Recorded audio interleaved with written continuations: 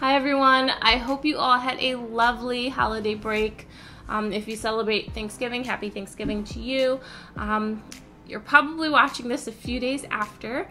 I am coming back in from a couple of days off, so I wanted to keep it really low-key for this month's Q&A, and I wanted to focus on something that I think some of you might be able to enjoy while you are relaxing this weekend, and that is my favorite YouTube channels.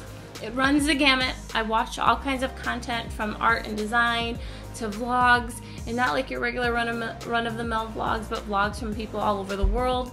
I also love food channels, true crime, of course art channels and design channels, and I also like to watch health and wellness. So that is what I want to share today, just kind of a rundown of some of my favorite YouTube channels and YouTubers.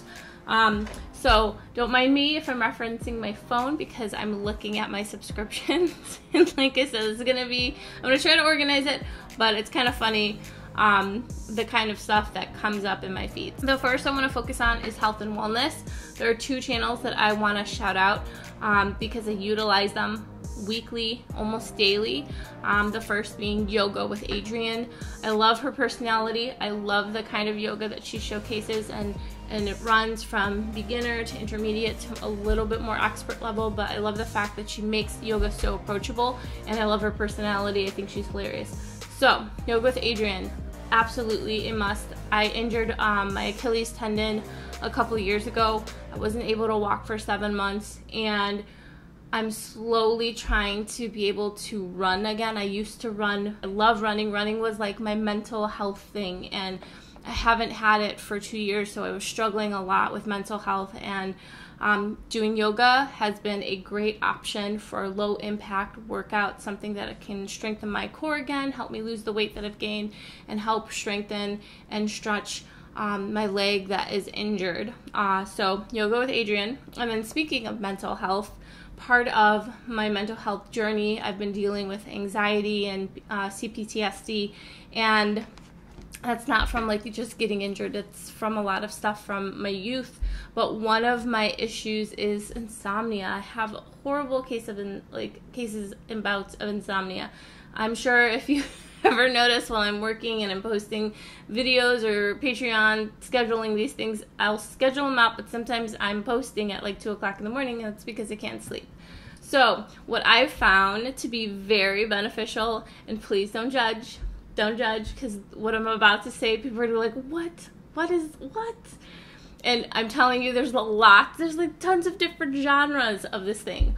But ASMR has been a godsend in terms of helping me sleep. So there's two channels that I absolutely love, and they're not like the way out there ASMR, like food ASMR. I don't judge. If you like that kind of stuff, watching mukbangs and things like that, but I have this thing with people chewing, I can't watch that kind of ASMR.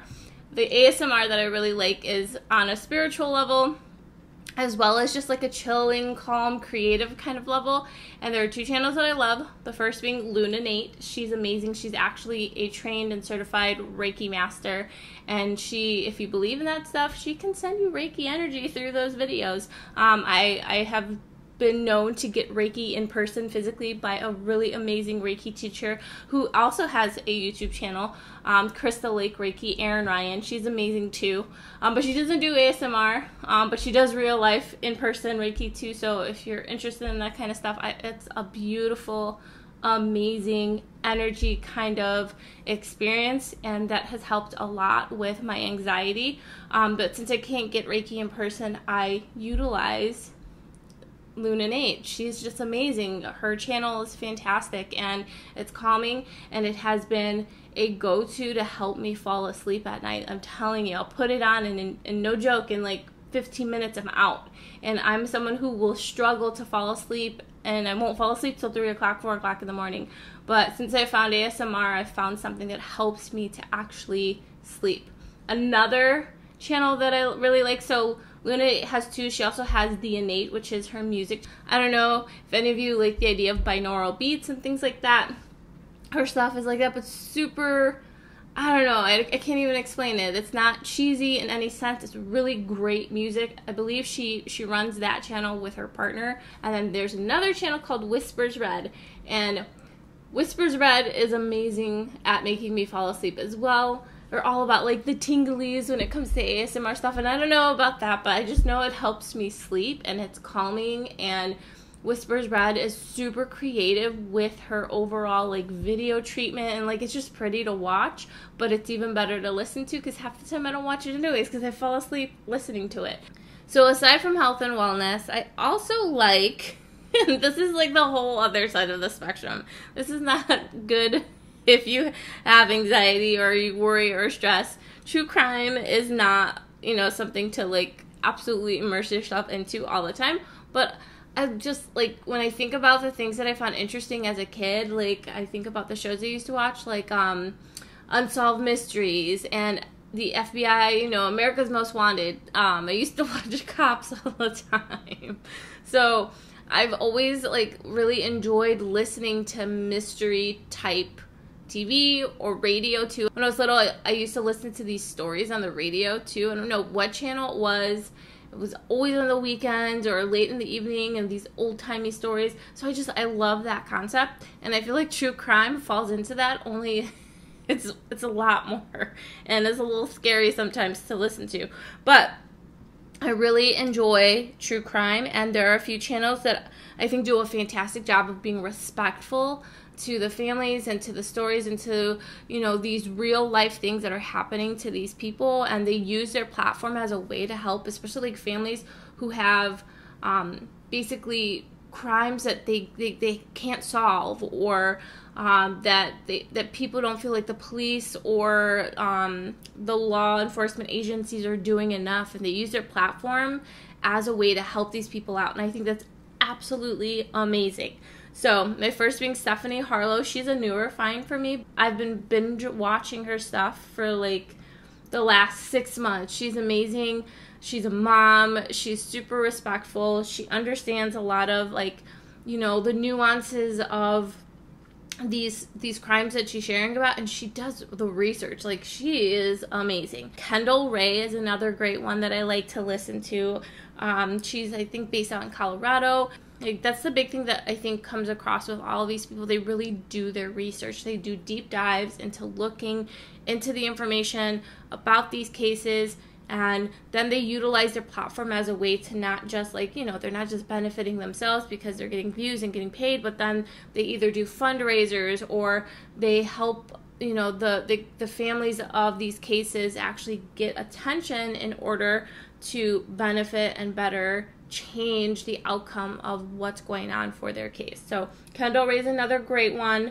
And then Brooke McKenna, I like her stuff too. She's just sweet. She always calls people like genuine gems and things like that, and I'm like a sucker for cute stuff like that. So I like her channel as well. Again, very respectful, and she does a wide variety of cases, whether it's cold cases, whether it's more modern cases. She has, I believe, like, her family has like a lot of she's got adopted siblings, so when it comes to stuff like that, that's something she's really passionate about, so she tends to mention cases that relate to things like that. And then my all-time favorite, Danelle Hallen, she's amazing. Like, this is one powerhouse of a woman. She's a mom, she has kids, she works on top of it all. She's building this channel, and then she's doing good with the work that she's doing through YouTube, which just, you know, most people are like, oh, I want to be on YouTube. I want to get YouTube famous.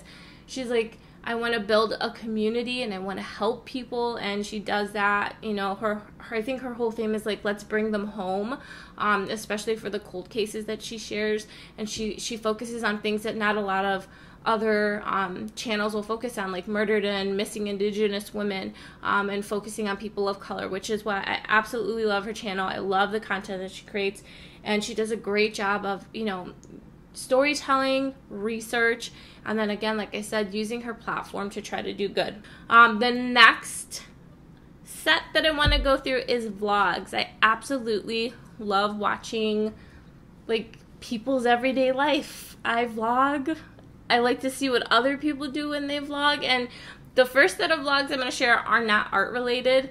They're just like people who vlog their life and journey in different countries. And I think that is what makes me so interested in them, because it's nice to see and it's interesting to see different people doing different things all over the world.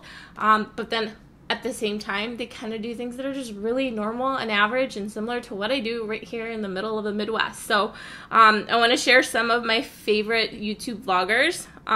Let's see.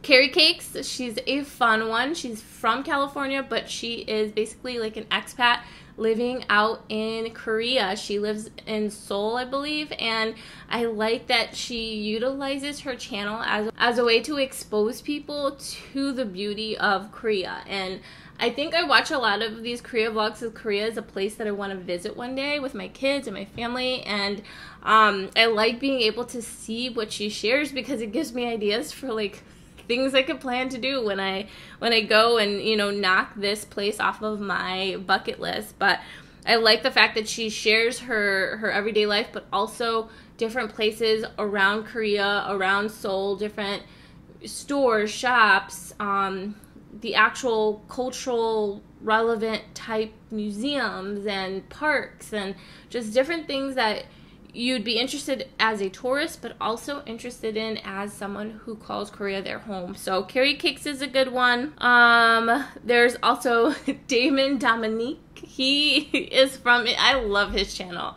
He's from Indiana, and he is like an Indiana boy, like through and through, but he is absolutely so cultured, and he lived in, I believe, Indiana, and then was going to France because he had a boyfriend out in France, and he went to France for an exchange trip, and now he's made his channel on moving to Paris to live, to make a life in Paris and what it's like living in Paris, and also like exploring other places throughout Europe, and bringing such a fun, young, fresh, and inspiring take on everything, and not so much in a way that's absolutely out of reach for people, but like something that like a young 20-something who's gonna be adventurous and wants to try something new and is gonna just, I'm gonna go live in Paris for a little while. And it's not like this, because I feel like sometimes with YouTube, vlogs have a tendency to be like, especially like the bigger vloggers who have made it or are making a ton of money and living this lifestyle that no one could even, you know, think about affording. He does a good job of making everything approachable, and I love his personality and his humor. He cracks me up. Amazing. So Damien Dominique, check him out. He's amazing. Sophia Chang is one of my all-time fave vlogs. It's so funny because I watched some of these vlogs with my little one and my youngest. She, her name is also Sophia, so like she's like, Mommy, she's my favorite because she has my name. But I like Sophia Chang. She's based out of LA. I just love her personality. I love that she is a go-getter. She's super inspiring, and she keeps it raw and real, and I think that's what I like the most about her. Like, her stuff is, yes, it's curated as everyone's, you know, videos and things like that on YouTube are, but she is also willing to share some of the not so curated and, you know, not so pretty parts of her life. And I think that is so refreshing, and it's so important to highlight that. As much as we want everything to be all roses and you know, pink sunglasses and, you know, everything being happy-go-lucky, the reality is that's just not how life is. And she does a great job of sharing, you know, the good and the bad on her amazing journey. And I love watching her because she, like, it reminds me of when I go to when I went to California. I've been to California a handful of times. I love it every time. I miss it. I love the beach and the warmth, and Hollywood is a lot dirtier than I thought it was going to be. They make it look so pretty, but it's not that pretty. But Los Angeles and Santa Monica and all these places that I've been to, and I really appreciate, I get to see that in her vlogs, and it just reminds me of, you know, being out there again. So I love Sophia Chang for her great content, as well as her, you know, ability to showcase the good and the bad. What else? Joan Day is another vlog that's based in Korea. She is just, I think, again, her personality is what does it for me. She's one of those vloggers, though, that it's kind of like, you know, you're getting to the bougie point, but she still does a good job of still being, like, approachable about it. But I like a lot of her skincare stuff. I love that, like, she just shows, like, you know, the life in Korea. And it's just, again, it's one of those where it's like getting on the cusp of bougie, but like, I just like her content. I like her personality, and she's a designer and she's launched brands and things like that. So it's nice to see what other people are doing in different countries when it comes to being self-employed and creative, and also trying to make this whole YouTube thing work. So I like her a lot. And then also, I like Wally TV, a boyfriend and a girlfriend who live in Los Angeles, and they're friends with Sophia Chang. See, again, Jenny getting way too into these vlogs. But again, I just love the personality. I love, love, love the places that they go, and they share their campers. They like going on adventures.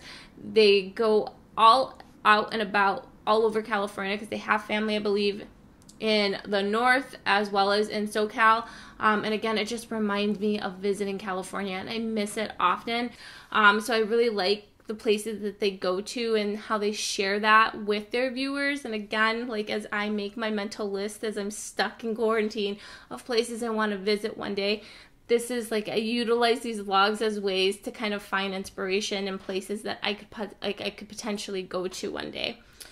And then the last vlog I want to share is Morgan Long. She is based out in Portland, I believe, or no, it might be Seattle. And she just has the most coziest, like, I don't know how you can, like, call something you watch cozy, but it's so cozy.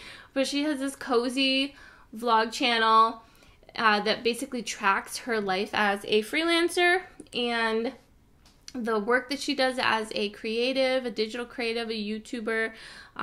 She's a super huge book nerd, and I absolutely love that. Like, I think that's probably how I found her. Like, there are these other, like, book vlogs where people share the books that they read, and I'm a nerd and I'm into that. But she is just the sweetest, and, like, her channel is just like, if you need to have like a cozy day and something on in the background and have a cup of tea and you're reading a book, that is the channel that you need. Like, that's the only way I can describe her. But I like her journey, and again, she's one of those people that shares both the good and the bad of that journey, and I think that's super important. And I think just the way she does her video treatment is super creative. She has such a really great kind of like creative director visual eye. And yeah, so I really like the content that she's been sharing. And now what I want to jump into is art vlogs. So I've talked about regular vlogs. I've talked about the health and wellness stuff. I talked about my true crime loves. Now I want to talk about some of my favorite art channels. And I don't want this video to be too long, so I'm going to keep it short and sweet and succinct. And hopefully I could do that with the first 25 minutes that I filmed. But of course, I am a huge lover of art vlogs. I love watching other people's journey. I think it inspires me and motivates me to keep moving forward and with my journey when it comes to the career that I'm building with my artwork and the things that I'm doing as an educator. So there are a ton that I like, but I'm going to name some of my all-time faves. So Catnip. Catherine is amazing. Obviously, like, she is blown up and grown immensely, and she's super, super open about her journey and sharing that with people to see as she's grown from, like, being a freelancer and, you know, having an office in her spare room in her house to now having this huge, gorgeous office by the seaside and basically making thousands and thousands of, you know, items that she ships out every week when it comes to the products that she creates with her artwork. So Catnip is amazing. I love her quirky personality. She's super sweet, and like just the openness about her experience. Like recently, some of her stuff was being ripped off by a major retailer, and like she called them out and like blasted them on social media, and she shared that whole experience on her vlog. And I think that's important because people tend to think that, you know, whatever it is that they see, it's like this whole like perfect lifestyle or it happened really quick. And the reality is a lot of these people have been working really hard for many years, or it's not, you know, it's not always all rainbows and roses. Some of it is, you know, things like that happening, and having to talk about it and make it feel less scary and less like you're alone when it comes to experiencing those things. And then speaking of that kind of idea, there's another vlogger or another art vlogger that I really appreciate a lot for this, Holly Axley. She is a badass. Like, if there's one illustrator that I think anyone should follow and watch and learn from, it's her, because she doesn't just like, she doesn't push the whole hustle culture, and I think that's something that's really important that we have to talk about nowadays. We have a tendency to overwork and be underpaid and, you know, focus on just work all the time, especially if you're a freelancer, and especially if you're a creative freelancer doing creative art and illustration and things like that. It's like you get stuck in this rut. And Holly is a badass. She talks about how much she gets paid and why it's important for illustrators to ask for more, and the realities behind the industry. And she also talks about stuff like hustle culture and why it's not healthy and why it needs to freaking change. And she, you know, pushes the idea of social media and like taking a step back from it, and that's okay, and that you don't need social media to define your career when it comes to the work you do as an artist. Some of my others are Alicethorpe. She is more of an art and design. She's a graphic designer. She's super young. I've been in this industry for a long time, and what she's doing, I'm just like, dang, I think about it now, and I'm like, I could have been doing this a long time ago, and I wonder how that would have, you know, changed the way I was, what I'm doing now, how I was working as a freelancer. But yeah, she is fantastic. She's very, again, open about her experiences, sharing the ups and downs of her journey as someone who owns a shop and is trying to freelance and all of that good stuff. And then I also like that she does a lot of really great tutorials. Like, that's the big thing that I find is most helpful, is when these creatives share the knowledge, and not just like a talking format, but like showing you, like that whole idea, if you give a man a fish, he eats for a day, you teach a man to fish, he eats for a lifetime. And that's the kind of ideals that I go by as an educator, and I love when I see other people doing that on their channels, and Alice does a fantastic job of sharing tutorials, and I think that's what I like the most about what she does. And then Coco Natasha is another fave, another UK based. Catnip is based in UK. Coco Natasha is based in the UK as well. She's a smaller YouTuber. She's growing, evolving. I just love her style. And she's also one of those art and design, you know, channels. So she is a graphic designer and illustrator. She has an Etsy shop. And she's just fun and inspiring to watch. And I just, again, just when I think about like us being in quarantine, what are some ways I can keep myself motivated as I work from home on my own with my own stuff? And watching vloggers like this is just another great way to do that. Susan Moo is another fun one. I like that she does tutorials as well. She's based out of Philadelphia. And she does all kinds of great content relating to, like, if you own a sticker shop, these are some suggestions and ideas, and she tests products out. And her personality it's just, I love her personality. It's zany, off the wall, super cute. She's hilarious. She cracks me up. And her music choices on her video are like chef's kiss. Like, if you like rap and indie and different kinds of music, she does a good job of creating playlists for her videos. So that's a good one. What else? Furry Little Peach, she's based out in Australia. She is an illustrator, freelance illustrator, an author. I just bought her book. It just came in a couple weeks ago, and like I say, bought it for my kids, but I kind of bought it for myself too. But Bandits, so she is an author. She does the most beautiful, like, I just love her art style. She does like digital art, but then she does watercolor and colored pencils, and I love the texture. I love the environments that she creates, and it's just, girlfriend is super talented. And again, another person that I think I like to watch just for inspiration and motivation, and her amazing personality, because she's funny. Like, these people, like like some vlogs, like the famous vloggers in the YouTube land, like sometimes they come off super like scripted and like, you know, perfect, and some of these artists they're just like off the cuff and silly, and I love it. So Furry Little Peach is a good one.